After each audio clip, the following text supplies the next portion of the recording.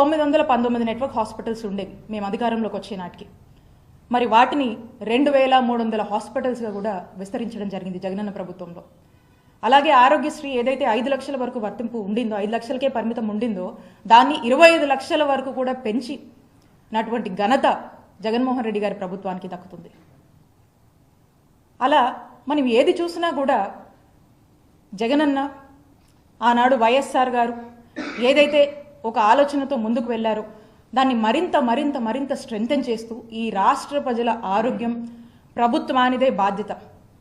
ఈ రాష్ట్రంలో ఏ పేదవాడికైనా ఏదైనా ఒక అనారోగ్య సమస్య వచ్చినప్పుడు ఆ బాధ్యత, ఆ పూర్తి రెస్పాన్సిబిలిటీ ప్రభుత్వంగా మాది అని భావించి ఆ సమస్య తనదైనప్పుడు ఎలాంటి బాధ ఉంటుందో, తనదైనప్పుడు ఎంతటి రెస్పాన్సిబిలిటీ ఉంటుందో ఆ మొత్తం రెస్పాన్సిబిలిటీ కూడా జగన్మోహన్ రెడ్డి గారు తీసుకొని మరి ఏ ప్రొసీజర్ల కోసం జనం ఎక్కువగా హాస్పిటల్స్కి వస్తున్నారు, ఏం అడుగుతున్నారు, ఏమి మనం ఎక్కడ ఫోకస్ చేయాల్సి వస్తుందని పదే పదే రివ్యూస్లో స్టడీ చేసుకొని ఇంకేమైనా యాడ్ చేయాలా, ఇంకేమైనా ప్రొసీజర్స్ పెంచాల్సినటువంటి అవసరం ఉందా అని చెప్పి పదే పదే రివ్యూస్లో అడిగి తెలుసుకొని దాని మీద కొంత రీసెర్చ్ చేసుకొని కొంత డేటా గెయిన్ చేసుకొని మరి 3257 ప్రొసీజర్స్ వరకు కూడా పెంచి తీసుకెళ్ళి రాష్ట్ర ప్రభుత్వంలో ఎవ్వరికి కూడా ఏ పేదవాడికి కూడా ఎక్కడ ఆరోగ్య సమస్య వచ్చినా కూడా అది ఆరోగ్యశ్రీలో వాళ్ళకు ఉచితంగా వైద్య సేవలు అందేవి.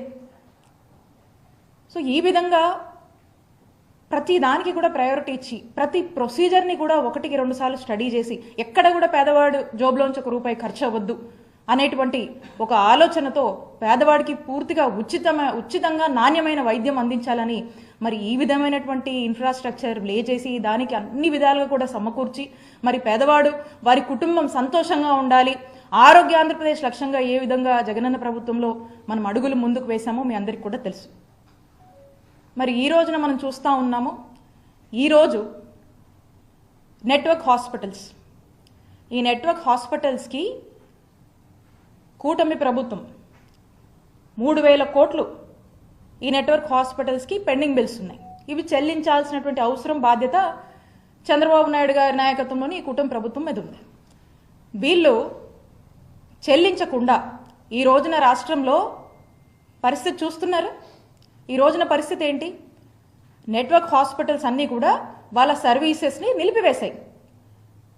గత 5 ఏళ్ల జగనన్న ప్రభుత్వంలో మనం చూసాం, ఏ ఒక్కరోజు కూడా ఇలాంటి దుస్థితి రాలేదు. ఇట్ రియలీ సాడెన్సెస్, చాలా బాధేస్తుంది.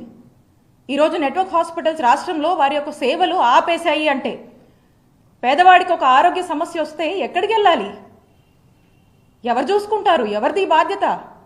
ప్రభుత్వంగా మీది కాదా రెస్పాన్సిబిలిటీ? ఒక్కసారి రాష్ట్ర ప్రజలు ఒకసారి ఇది ఆలోచన చేయాలి. జగనన్న ప్రభుత్వంలో ఏవైతే మేము సేవలు ప్రజలకు ఎక్కడ ఎటువంటి ఇంటరప్షన్ లేకుండా వీలైనంత మెరుగ్గా అందించేందుకు ఎంతలా కృషి చేశామో మీ అందరికీ కూడా తెలుసు. కోవిడ్ లాంటి పాండమిక్ వచ్చి మన నెత్తిన పడితే ఒక్కసారి ఊహించుకోండి, మన రాష్ట్రంలో ఎక్కడ లేనటువంటి విధంగా ఈ నెట్వర్క్ హాస్పిటల్స్కి కావాల్సినంత సపోర్ట్ని అందించి కోవిడ్ని కూడా ఆరోగ్యశ్రీ పరిధిలోకి చేర్చి వాటికి సంబంధించి కూడా ఒక 10 రకాల ప్రొసీజర్స్ని మనం యాడ్ చేశాము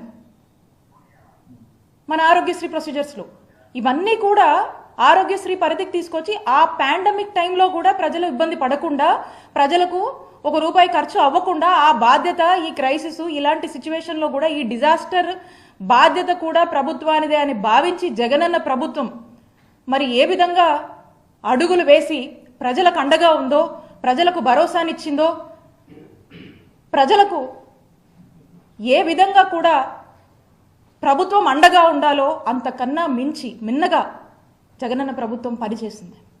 మరి ఈ రోజున మేము తీసుకొచ్చి మేము పెంచినటువంటి, అంటే జగనన్న ప్రభుత్వంలో పెంచినటువంటి ప్రొసీజర్స్ కానీ, జగనన్న ప్రభుత్వంలో మేము ఇచ్చినటువంటి ప్రయారిటీ కానీ అట్లీస్ట్ ఇవి మెయింటైన్ చేస్తే అన్న బాగుంటుంది కదా. ఎలాగో మీరు కొత్త ఆలోచనలు చేయరు. ఏదన్నా ఇంప్రూవ్ చేద్దాము, ఇంకొంచెం ఎన్హాన్స్ చేద్దాం అనేటువంటి ఆలోచన మీకు లేనట్టే అర్థమవుతా ఉంది. పైగా మీరు చూసినట్టయితే మేము జగనన్న ప్రభుత్వంలో 5 ఏళ్లలో ఆరోగ్యశ్రీ ట్రస్ట్ కింద ఎంత ఖర్చు చేశామో చెప్పనా? 5 ఏళ్లలో 13,500 కోట్లు సుమారుగా 5 ఏళ్ల జగనన్న పాలనలో ఆరోగ్యశ్రీ ట్రస్ట్ కింద మేము ఖర్చు చేశాం. ఇదే 2014 నుంచి 2019 వరకు అప్పుడు చంద్రబాబు నాయుడు గారు ప్రభుత్వం అప్పుడు 5,100 కోట్లు వీళ్ళు ఖర్చు చేసింది. అంటే చంద్రబాబు నాయుడు గారి హయాంలో 5 ఏళ్లకి 5,100 కోట్లు వీళ్ళు ఖర్చు చేస్తే మేము 5 ఏళ్లలో జగనన్న ప్రభుత్వంలో సుమారు 13,500 కోట్లు మేము ఆరోగ్యశ్రీ ట్రస్ట్ కింద ఖర్చు చేశాము. అంటే ఒక్కసారి ఆలోచించండి, చంద్రబాబు నాయుడు గారి హయాంలో సగటున ప్రతి సంవత్సరానికి 1000 కోట్ల వరకు ఖర్చు చేస్తే ఇదే మేము జగనన్న ప్రభుత్వంలో సుమారు 3,000 కోట్ల వరకు కూడా ప్రతి సంవత్సరం మేము ఖర్చు చేస్తూ వచ్చాం. ఇది పేద ప్రజల ఆరోగ్యాన్ని బాధ్యతగా భావించినటువంటి మానవత్వం ఉన్నటువంటి ప్రభుత్వం జగనన్న ప్రభుత్వం ఖర్చు చేసినటువంటి విధానం. ఎందుకంటే మాకు పేద ప్రజల ఆరోగ్యం పట్ల పూర్తి బాధ్యత మాకుంది. ఈ రాష్ట్రంలో పేద ప్రజలకు ఏ సమస్య వచ్చినా వాళ్ళకి అది భారం కాకూడదు, అది ప్రభుత్వం బాధ్యత తీసుకొని వాళ్ళకి ఇచ్చినటువంటి భరోసాగా మేము తోడున్నాం. మరి ఈ రోజున చూస్తే ఏ దుస్థితిలో ఉంది?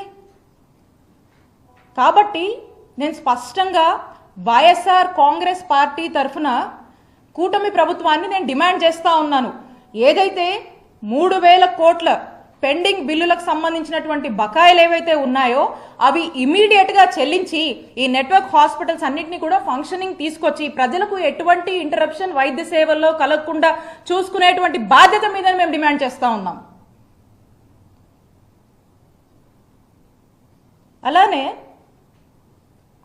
రీసెంట్గా కూటమి ప్రభుత్వం వాళ్ళు చెప్తా ఉన్నారు, ఈ ఫైనాన్షియల్ ఇయర్ కట ఏప్రిల్ 1 నుంచి ఏదో హైబ్రిడ్ ఇన్సూరెన్స్ మోడల్ని తీసుకొచ్చి అమలు చేస్తారంట, అమలు చేసేటువంటి ఆలోచనలో ఉన్నారని చెప్పి చెప్తా ఉన్నారు. ఆరోగ్యశ్రీ ట్రస్ట్లో ఆరోగ్యశ్రీ అనేది ఒక యూనివర్సల్ హెల్త్ కవరేజ్ స్కీమ్. ఇది మనకు చూసినట్టయితే ఈ రాష్ట్రంలో 90% మంది కుటుంబాలకు ఆరోగ్యశ్రీ ట్రస్ట్ కింద ఈరోజు మనము సేవలు అందిస్తూ ఉన్నాము. 90% మంది కుటుంబాలు ఈరోజు బెనిఫిషరీస్గా ఉన్నారు. ఇలాంటి దాన్ని మీరు ఏదో హైబ్రిడ్ ఇన్సూరెన్స్ మోడల్ అంటున్నారు. అంటే ఏంటి? అంటే ఒక ప్రైవేట్ ఇన్సూరెన్స్ కంపెనీకి మీరు ఈ బాధ్యతలను అప్పచెప్పాలని చూస్తున్నారు. దట్ మీన్స్ ఒక థర్డ్ పార్టీని ఎంగేజ్ చేస్తూ ఉన్నారు. ఇదెక్కడిది అసలుకి? ఈరోజు ఏదైతే ఈ రాష్ట్ర ప్రజలు ఎంతో నమ్మకంతో మీకు ఓట్లేస్తే ఏ విధంగా వాళ్లకు మీరు వాళ్ళ మీద వేటు వేస్తున్నారు, ఎలా మీరు చేటు చేస్తున్నారో మీకు అర్థం కావట్లేదా? ప్రజలకు ఒక బాధ్యతగా ఇప్పుడు మేము ఇన్ని ప్రొసీజర్స్ పెంచాము, జగనన్న ప్రభుత్వము ఇంత మేలు చేసింది, దీనికన్నా బెటర్గా మీరు చేస్తారేమో అనేటువంటి ఆశతో ప్రజలు ఎదురు చూస్తూ ఉంటే మీరు ఏదో ఒక థర్డ్ పార్టీని ఎంగేజ్ చేసి ప్రైవేట్ ఇన్సూరెన్స్ కంపెనీలకు అంటగట్టాలని మీరు చూస్తూ ఉన్నారు. అంటే దట్ మీన్స్ ఏంటి? అసలు ప్రైవేట్ ఇన్సూరెన్స్ కంపెనీలు అంటే ఏంటన్నా? అసలు ఏంటి ప్రైవేట్ ఇన్సూరెన్స్ కంపెనీలు అంటే? వాళ్లకు ఏముంటుంది? ద బేసిక్ మోటివ్ ఏముంటుంది? బిజినెస్ మోటివ్ ఉంటుంది, సర్వీస్ మోటివ్ ఉంటుందా? నేను ఇన్సూరెన్స్ కంపెనీలను, ప్రైవేట్ ఇన్సూరెన్స్ కంపెనీలను నేను తప్పు పట్టట్లేదు. బట్ వెరాజ్ ఈ సిచ్యువేషన్కి వచ్చినప్పుడు నేను ఏమడుగుతున్నానంటే, ఆరోగ్యశ్రీ ట్రస్ట్ది service motive, out of pocket expenditure లేకుండా ప్రజలకు ఉచితంగా నాణ్యమైన వైద్య సేవలు అందించడం ఆరోగ్యశ్రీ ట్రస్ట్ యొక్క బాధ్యత, ప్రభుత్వంగా అదే మన యొక్క బాధ్యత. దీన్ని పక్కకు పెట్టి ప్రభుత్వంగా మనం చేయాల్సిన పనిని ఇంకొక ప్రైవేట్ ఇన్సూరెన్స్ మాడ్యూల్ అని చెప్పేసి ఇంకొక థర్డ్ పార్టీ చేతిలో పెట్టి ఏం చేయాలని? అంటే వెల్ఫేర్ని ఏం చేయాలనుకుంటున్నారు మీరు? వెల్ఫేర్ మీద ప్రాఫిట్ చేయాలా, చేసుకోవాలా? ఎంతో కొంత బిజినెస్ మోటివ్ ఉంటుంది కదా. ప్రైవేట్ కంపెనీస్కి సర్వీస్ మోటివ్ ఎందుకు ఉంటుంది? ప్రజలు ఇప్పుడు ఈ ప్రైవేట్ ఇన్సూరెన్స్ కంపెనీకి సంబంధించి మనం చూస్తే వీళ్ళకు ఓన్లీ ఒక సెట్ ఆఫ్ హాస్పిటల్స్తో టైఅప్ ఉంటుంది. ఇక ఈ హాస్పిటల్స్లో వాళ్ళు ఈ 3257 ప్రొసీజర్స్ వీళ్ళు కవర్ చేస్తారా?